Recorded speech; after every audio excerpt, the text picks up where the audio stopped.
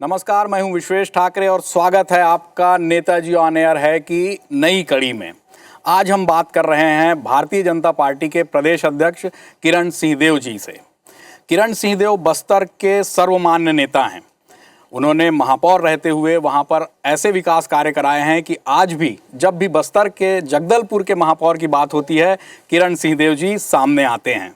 तो आइए मिलते हैं और पूरे प्रदेश की जो राजनीति है, भारतीय जनता पार्टी की जो राजनीति है, भारतीय जनता पार्टी के प्रदेश में 1 साल हो गए हैं सरकार के, उसके असर पर, उसके फीडबैक पर बात करते हैं किरण सिंहदेव जी से। बहुत स्वागत है सर आपका। कैसे हैं? स्वागत है आप? अभिनंदन, बहुत बहुत अभिनंदन। Thank you. तो IBC 24 के इस खास कार्यक्रम में आपका बहुत स्वागत है किरण देव जी।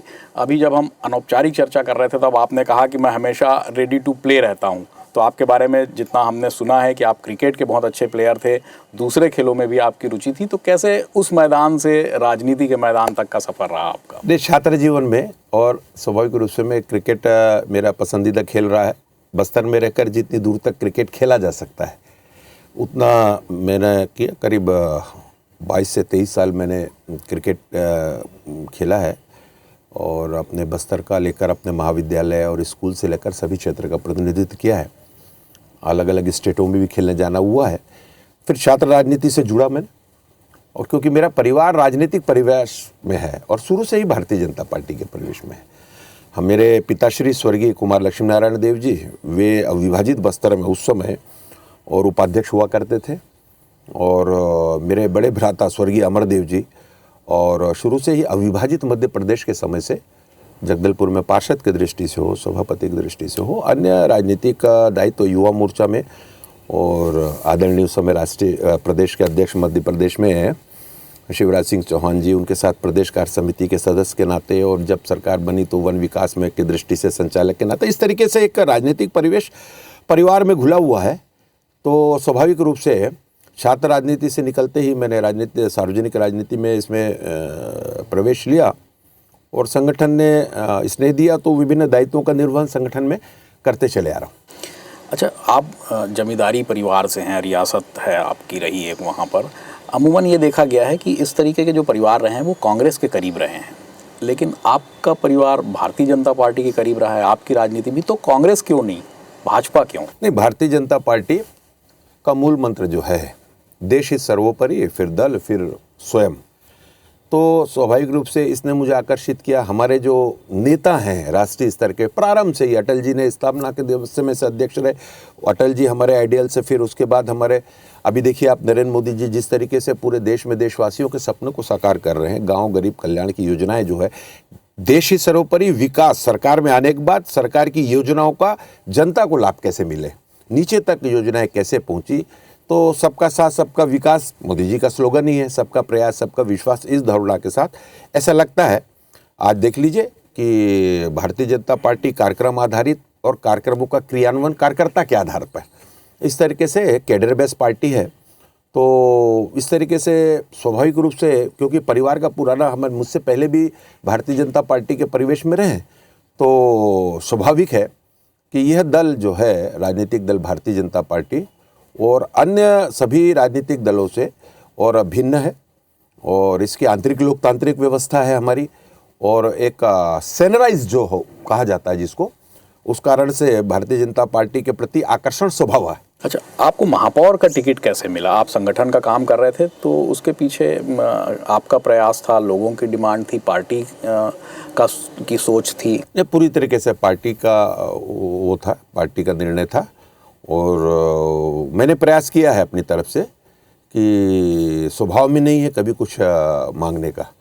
तो पार्टी निर्धारित करती है, संगठन निर्धारित करता है कि किस कार्यकर्ता को कहाँ जाना है, कौन जनप्रतिनिधि के नाते काम करेगा, किसको चुनाव में जाना है, किसको संगठन में काम करना है। यही तो विशेषता है भारतीय जनता पार्टी के।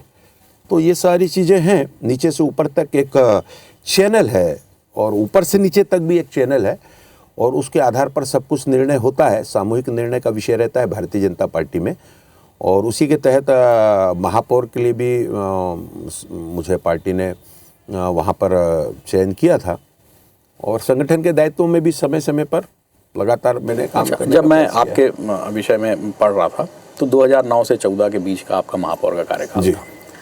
विकास हुआ उसमें, जगदलपुर से जो भी फीडबैक आया उसके तहत ये माना गया कि आप जब महापौर थे तो विकास हुआ। फिर आपको नहीं लगता कि विधायक की टिकट आपको लेट मिली, चूंकि वो तो आरक्षित हो गया था महापौर इसलिए रिपीट नहीं हुए आप, लेकिन विधायक की टिकट लेट मिली आप? नहीं, ऐसा कुछ नहीं है। मैं बार बार कहता हूँ, अभी भी आपसे कहा, मैंने हमेशा अपने किसी भी इंटरव्यू में या प्रेस के मित्रों के साथ जब भी बात करता हूँ तो जब ये प्रश्न आता है तो मैं उनको कहता हूँ कि भारतीय जनता पार्टी की विशेषता है कि आपका निर्धारण, आपका मूल्यांकन संगठन स्तर पर, राष्ट्रीय स्तर पर या प्रदेश स्तर पर, ये पार्टी की जवाबदारी में होता है। पार्टी में जो लोग हमारे, चाहे राष्ट्रीय अध्यक्ष जी हों केंद्र के स्तर पर, या वरिष्ठ नेताओं की हमारी टोली जो केंद्र में है या प्रदेश में है, प्रांत में है, वो इस बात का निर्धारण करती है, कार्यकर्ताओं का मूल्यांकन करती है कि किस समय, कब, कौन व्यक्ति संगठन में किस दायित्व में रहेगा या किसकी भूमिका जनप्रतिनिधि के नाते रहेगी। पर आप प्रयास कर रहे थे? नहीं, प्रयास नहीं करता मैंने कभी, अभी किसी से किसी को बोला नहीं, कुछ कहा नहीं कभी आज तक, स्वभाव में नहीं है मेरा। और मुझे तो ऐसा लगता है कि अन्य कार्यकर्ताओं की तरह मैं भी हूँ, कोई विशेष नहीं है, लेकिन स्वभाव में ये रहा है कि कभी अपने कार्यों का मूल्यांकन संगठन को करने दें, स्वयं नहीं करना। अच्छा, आप लगातार भारतीय जनता पार्टी के, हम लोग भी जानते हैं कि कैडर बेस पार्टी है, यहाँ पे बहुत मुखर विरोध होता नहीं है। मतलब अगर मान लो आपस में भी कोई चीज़ें हैं तो उसको उस तरीके से जैसी दूसरी राजनीतिक पार्टियां करती हैं आप लोग करते नहीं हैं। फिर भी बाफना गुट के साथ जो विवाद है वहाँ जगदलपुर में, वो बड़ा मतलब वो रहता है, छाया रहता है राजनीति में जब जब चुनाव आते हैं। इसके पहले भी, अभी भी बहुत विरोध हुआ, उन्होंने कहा कि मैं खुल के प्रचार नहीं करूँगा। नहीं, वो हमारे पूर्व के विधायक भी हैं, वरिष्ठ नेता भी हैं, और मैं नहीं समझता तात्कालिक प्रभाव होगा निश्चित रूप से। लेकिन भारतीय जनता पार्टी समन्वय के आधार पर चलने वाला राजनीतिक दल है और राजनीति में अपेक्षा स्वाभाविक है, लेकिन फिलहाल ऐसी कोई विषय नहीं है। अच्छा, एक और बात संगठन से जुड़ी ये सामने आई कि जो पिछला चुनाव भारतीय जनता पार्टी हारी पूरे प्रदेश में, उसमें ये कहा गया कि संगठन के लोगों को जनप्रतिनिधि के रूप में ज़्यादा हिस्सेदारी नहीं दी जाती। संगठन से नाराज़गी के कारण वो चुनाव हारी, इसलिए किरण देव को वहाँ पर प्रत्याशी बनाया गया। नहीं, देखिए, ये विषय नहीं है। हार के पीछे, जीत के पीछे, हारने के पीछे भी और किसी भी चुनाव में जीत के पीछे भी और एक कारण नहीं होते, बहुत सारे कारण होते हैं। उनमें से कोई ना कोई कारण रहा होगा। हो सकता है 15 साल लगातार भारतीय जनता पार्टी की सरकार, तो कभी कभी फ्लेवर टेस्ट चेंज करो, ये भी विषय हो सकता है। वरना मैं आपको एक चीज़ बताऊँ कि 15 सालों में भारतीय जनता पार्टी की सरकार आदरणीय मुख्यमंत्री, पूर्व मुख्यमंत्री डॉक्टर रमन सिंह जी के नेतृत्व में विकास के कई कीर्तिमान स्थापित किए हैं, कई ऐसे काम हुए हैं। अब आप देख लीजिए, पिछले 5 साल में विभिन्न वायदों के अलावा और कुछ हुआ नहीं। एक का ईंट लगाया हो कभी कहीं किसी ने पूरे छत्तीसगढ़ में, तो बता दीजिए मुझको। सिर्फ एक भ्रम का वातावरण, एक प्रचार प्रसार के माध्यम से सरकार चलना कब तक चलेगी? तो भारतीय जनता पार्टी में कोई ना कोई कारण होगा, लेकिन देखिए 5 साल में जनता ने पुनः भारतीय जनता पार्टी के वचनों पर विश्वास किया। मोदी जी की गारंटी की जो योजना है, जब डबल इंजन की सरकार की हम बात करते हैं, तो आज देखिए 1 साल होने को हो गए। विष्णुदेव साई जी के सुशासन के अंतर्गत जितनी महत्वपूर्ण योजनाएं, जो कार्यक्रम निर्धारित हुए थे, आज धरातल पर चल रहे हैं। जो हितग्राही है उनको लाभ मिल रहा है, वो लाभार्थी हो रहे हैं। तो अब मैं फिर उसी प्रश्न पे आता हूँ जिसको लेकर आपने बार बार मीडिया के सामने ये कहा कि भाई पार्टी की इच्छा है, पार्टी की इच्छा है। बहुत तेज चर्चा है, बहुत ही स्पष्ट चर्चा है कि किरण सिंहदेव जो हैं वो मंत्री बनाए जाएंगे। नहीं, ऐसा कोई विषय और हम लोग का विषय भी नहीं है ये। मैंने 50 बार मैं इस बात को बोला। कुछ तो राजनीति ना, मैंने 50 बार इस बात को बोला हूँ। हिंट हुआ होगा, संकेत हुआ होगा। ना। जैसे हम लोग सुनते हैं कि पहले मंत्री बनने से पहले वो बंगले की साफ सफाई होने लगती है, फोर्स आ जाती है। No, not at all. मैं आपको ये निवेदन करूँ कि मैंने हमेशा इस बात को कहा है कि मैं आज भी और जिंदगी भर भारतीय जनता पार्टी का कार्यकर्ता ही हूँ। स्वभाव विषय सिर्फ इतना है कि हमारे यहाँ सब बचा हुआ है। राष्ट्रीय नेतृत्व, हमारे मुख्यमंत्री जी का विशेषाधिकार, राष्ट्रीय हमारे वरिष्ठ नेताओं की टोली ये संधान रखती है, ये तय करती है कि किस कार्यकर्ता को कहाँ पे किस परिवेश में जाना है, संगठन में कौन काम करेगा, चुनाव की दृष्टि से किसको चुनाव में लड़ाना है, किसको संगठन का दायित्व देना है, किसको किसी संभाग जिले का प्रभारी बनाना है। इसके लिए भारतीय जनता पार्टी इसलिए अद्भुत है। मैं पार्टी विद द डिफरेंस जब हम बात करते हैं तो यही होता है। तो हमारे मन, हमारे मर्जी या किसी कार्यकर्ता के मर्जी से कि वो मन, ऐसा कुछ भी नहीं है, होना भी नहीं चाहिए। ये मेरा बहुत विशेष कथन है। देखिए आप बार बार वहीं आ जाते हैं। नहीं, अच्छा, बिल्कुल ये एक- यथार्थ है, मैं आपको बता रहा हूँ। अच्छा, फिर बस्तर पे लौटते हैं। नक्सलवाद पे बड़ा काम हुआ है, 217 का आंकड़ा है नक्सलियों के मारे जाने का, लेकिन साथ ही आरोप भी है कि नक्सली नहीं, गांव वाले मारे गए हैं। नहीं, कांग्रेस के पास इसके अलावा कुछ कहने के लिए है नहीं। मैं अगर इससे इतर जाके बात करूं तो कांग्रेस को तो सरकार के उन कामों का प्रशंसा करना चाहिए जिससे कि छत्तीसगढ़ की खुशहाली हो, समृद्धशाली बढ़े, समृद्धशाली हो छत्तीसगढ़ में शांति की स्थापना हो। उसमें हर बात में विरोध। और अभी तो एक नया मामला चल रहा है, संविधान के रक्षकों का कृत्य पूरा देश देख रहा है। एक नकली किताब हाथ में लहरा के और किस तरीके से सदन लोकसभा में इन्होंने दुर्दशा करके रखा है, तार कर दिया है और गरिमा को लोकसभा की। अभी हमारे एक बुजुर्ग सांसद किस तरीके से हॉस्पिटलाइज है, उनके साथ एक और सांसद आदरणीय वो भी हॉस्पिटलाइज हैं। संसद में किस तरीके से बातचीत, व्यवहार, भाषा, शैली, और मैं आपको बताऊं कि इसकी पुनरावृत्ति हुई छत्तीसगढ़ में। एक सम्मानित पत्रकार बंधु के साथ क्या दुर्व्यवहार किया गया। ये संविधान के रक्षक हैं। जहाँ चुनाव जीतते हैं वहाँ से बहुत अच्छा ईवीएम, और चुनाव आयोग बड़ा अच्छे से काम कर रहा है। झारखंड, महाराष्ट्र में हार गए, ईवीएम दोषी है, चुनाव आयोग दोषी है। तो जितने राज्यों में इनकी सरकार बनी वो भी ईवीएम पे बनी है। पूर्व में 5 साल सरकार यहाँ कांग्रेस की बनी, वो भी ईवीएम में बनी थी, उस समय कोई टिप्पणी नहीं होगी। तो इस तरीके से एक रॉन्ग नेरेटिव, पूरे रॉन्ग नेरेटिव सेट करने का काम कर रहे हैं, लेकिन इसका दुष्परिणाम देश का ऊपर क्या बीत रहा है इसको समझने का। आदिवासी अब देखा जाए तो दोनों पार्टी के प्रदेश अध्यक्ष बस्तर से हैं। आदिवासी सीटों पर फोकस है। क्या लगता है आदिवासी सीटों पर राजनीतिक रूप से फोकस के साथ में विकास कार्यों पर भी उतना ही फोकस है कि ये सिर्फ उनके बड़े नेता बनाकर आदिवासियों का तुष्टीकरण है? देखिए, इसको डिफरेंस को समझना पड़ेगा। भारतीय जनता पार्टी जब आदिवासी समाज के, वनवासी समाज के हितार्थ बात करती है तो उनके लिए कार्य योजना भी बनाती है। केंद्र में अटल जी ने एक मंत्रालय बना के दिया और पहला बार ऐसा था। और उसके बाद अभी देख लीजिए कि जिस तरीके से जनजाति गौरव दिवस के रूप में मनाने का निर्णय लिया गया, जिस तरीके से हमारे बस्तर और सरगुजा, छत्तीसगढ़ की अगर मैं बात कर रहा हूँ, मैं दूसरे प्रदेश की बात नहीं, उधर नहीं जाऊँगा, जिस तरीके से डेवलपमेंट के काम कर रहे हैं और जिस तरीके से आदिवासी समाज के हितों के लिए, उनके उत्थान के लिए, उनकी संस्कृति हो, उनका जो विकास की दृष्टि से जो संभावना है, उसमें सभी ओर से समग्र अपनी योजनाएं बनाकर और उस क्षेत्र के विकास को फोकस करके आदरणीय मुख्यमंत्री विष्णुदेव साय जी की भी कार्य योजना है। अब प्रधानमंत्री जी तो इसमें बहुत रुचि लेते हैं। किस तरीके से, क्योंकि इस समाज के लिए हमारा जो वनांचलों में स्थित है, जहाँ पर वहाँ उन तक कोई सरकार की कल्याणकारी योजनाएं वहाँ तक नहीं पहुँचती है जैसे, तो उस दृष्टि से आप देख लीजिए, अभी विष्णुदेव साय जी की एक प्रमुख योजना है, ऐसे सेंसिटिव एरियाज में, संवेदनशील क्षेत्रों में हमारे बस्तर के नियत नीला नार योजना, इसको समझने की आवश्यकता है।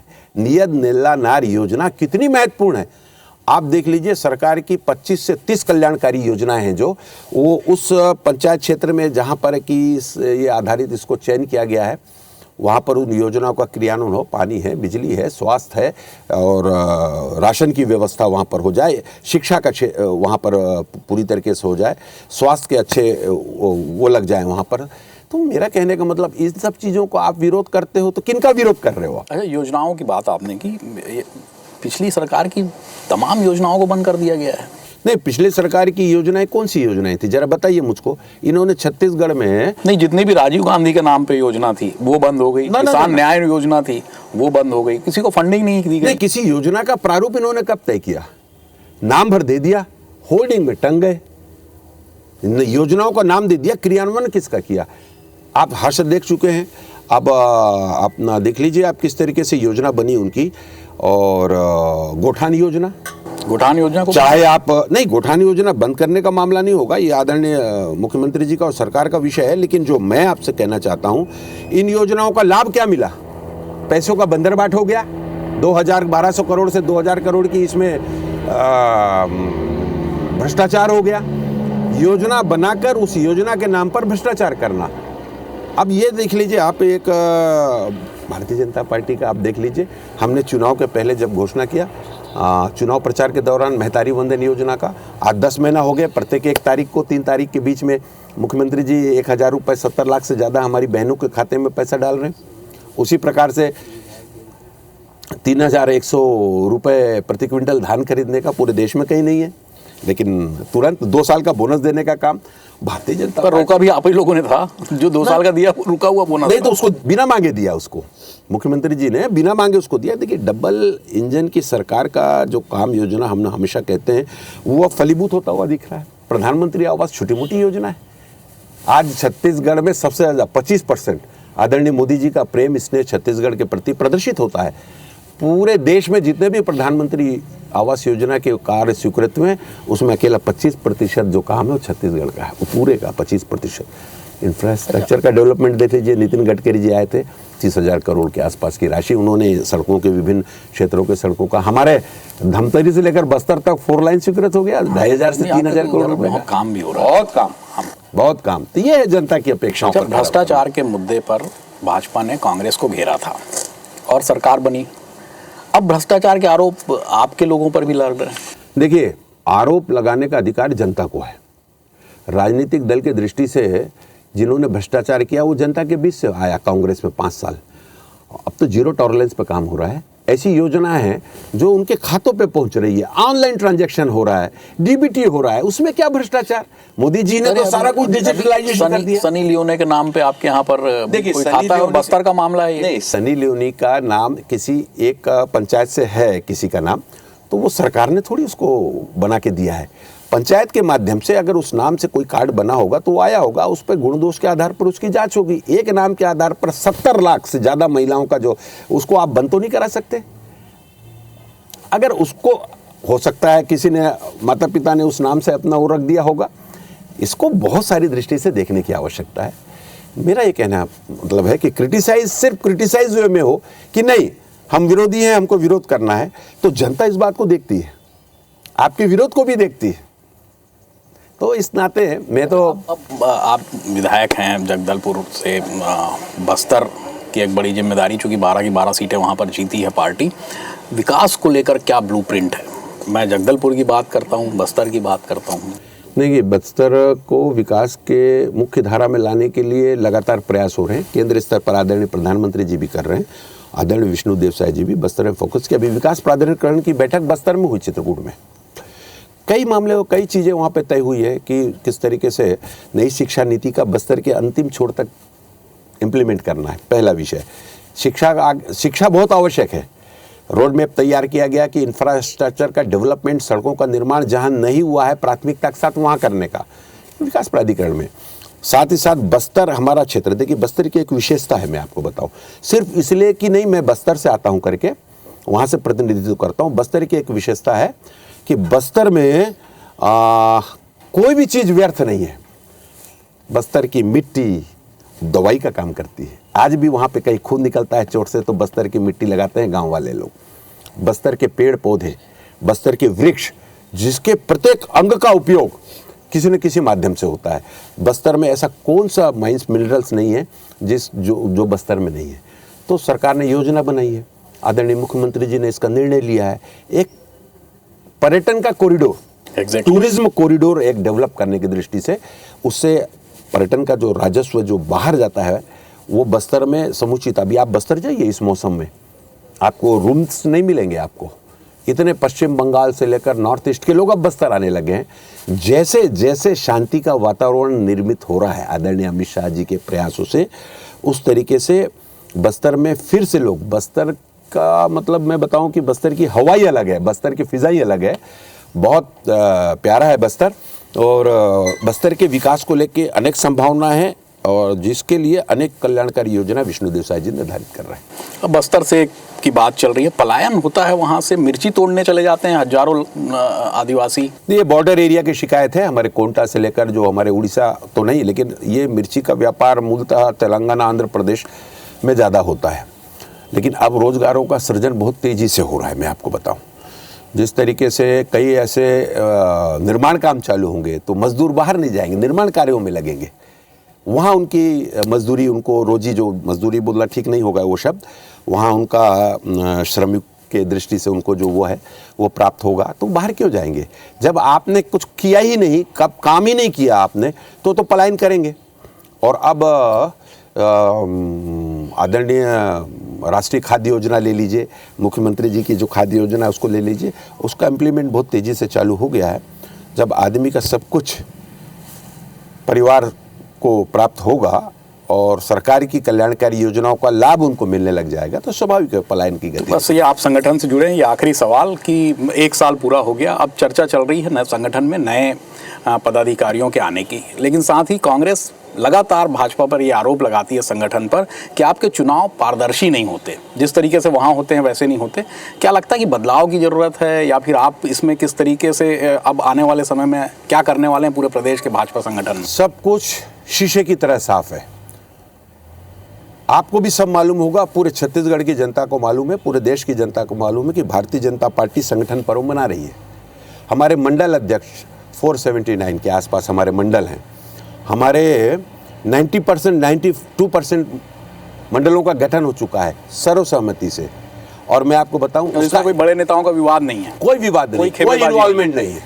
सीधी सी बात, प्रदेश अध्यक्ष के नाते किरण देव भी अपने विधानसभा क्षेत्र में हमने नहीं बोला कि इसको मंडल अध्यक्ष बनाओ।